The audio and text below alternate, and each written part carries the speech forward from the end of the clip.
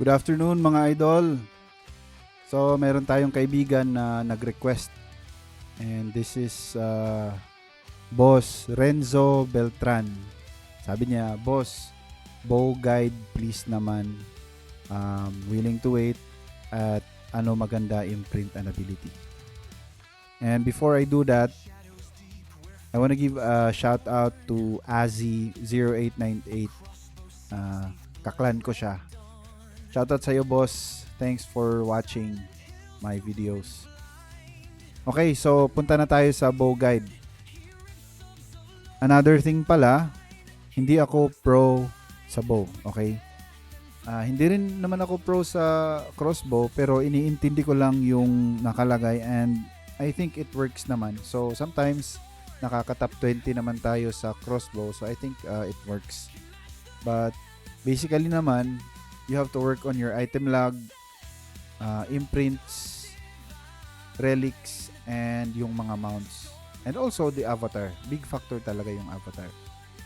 So let's proceed. For bow, I have three tawag nito, 3 specs. Dito. Yung isa, minamanual ko lang kasi bihira ko lang gamitin. And that's PvP. Okay. So, we'll get to that. First, yung single target ko na bow. Yung bow kasi, ano siya, hungry for mana compared, unlike sa crossbow na hindi siya nauubusan ng mana. Yung bow, hungry for mana. So, I see to it na dapat yung kinukonsume ko ay lesser than my recovery every 5 seconds. Kaya always nababato yung skill on time. Okay? So for weapon traits at level 78, which could change pa naman depende kung mag-level na. Sa 78 lang kasi ito lang yung parang na-maximize ko na gamitin. So strong shot kuha tayo until mayroong magbigay ng range attack. Consecutive shot until here. Snipe, merciless plus. And then archery, rapid fire. Concentrated shot with range attack dito na arm. And chasing arrow until mag-range attack na 20. Di ko siya ginamit kasi matakaw sa mana. 586 every 35 seconds. Matakaw siya sa mana. So, di natin siya ginamit. Okay. So, yan yung ano ko. Yan yung sa single target. Ngayon, let's go to multiple targets. And then, we're gonna switch off muna. For single target, at level 78, ito yung ginawa ko. Kasi nga, kapos ako sa mana. So what I usually do, nagsiswitch ako to striker.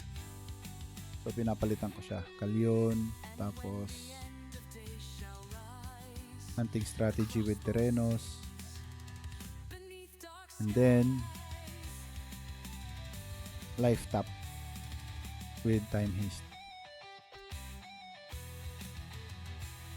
Yun. Ba't ganun? Ay. Sorry, bossing. Hindi. Yun. Striker. Kapag nag-area of effect ako, mostly sa dungeon or yung mga lower level na monsters, ito yung ginagamit ko.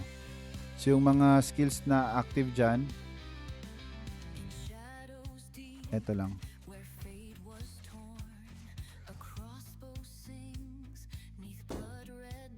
Abot ba? Yan. So, hindi ko ginagamit yung yung concentrated shot and abot siya to 250 yung consumption ko and yung recovery ko is 204.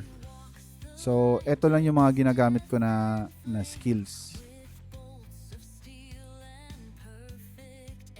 First, yung sa snipe, sharpshooter, kinuha natin.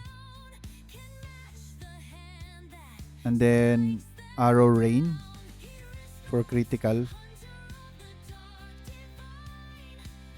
Archery. Yung sa concentrated shot, kinuha ko lang yung accuracy. Pwede mong palitan, kuha ka ng range attack kung okay na yung accuracy mo. Yung gamit ko kasi na bow ay napakamahal ng bow na to eh. Plus 10 na solidarity bow, kaya need natin ng accuracy. So kaya ganun yung setting ko. But you can tweak it to your liking naman dito kung gusto mo dito. And then yung chasing arrow na 5 targets. Yan. Ngayon, let me give me some time, tapos ipapakita ko naman yung yung pang PVP. Yan. So palitan muna natin. Balik ko muna sa single target. Okay. So ito naman yung PVP ko na parang setup. Again, level 78 lang tayo, so medyo kapos tayo sa points. For class, I still use Slayer. Tapos yung abilities niya ay ito pa rin. Secreta, Hellfire Weapon, Time Haste. And then for weapon traits, Consecutive Shot for stun. Yung Merciless Plus, Archery Rapid Fire. Ito, Impact Shot, magpupush back. And then ito, yung gusto ko yung knockdown, 3 seconds. Yung iba, stun yung gusto nila. Sa akin, knockdown. But again, mag-iiba pa to kung mas mataas. More skill points weapon trait points yung malalagay mo dito. Yan lang yung yan lang yung configuration ko. Now, let's proceed sa imprints. Imprints may vary kasi, di ba? But ito lang yung parang generic na imprint ko kapag nagcro-crossbow ako or nagbo-bow. So, hindi ko na kasi pinilit na kasi gusto ko dito, dapat damage to monster lang yan.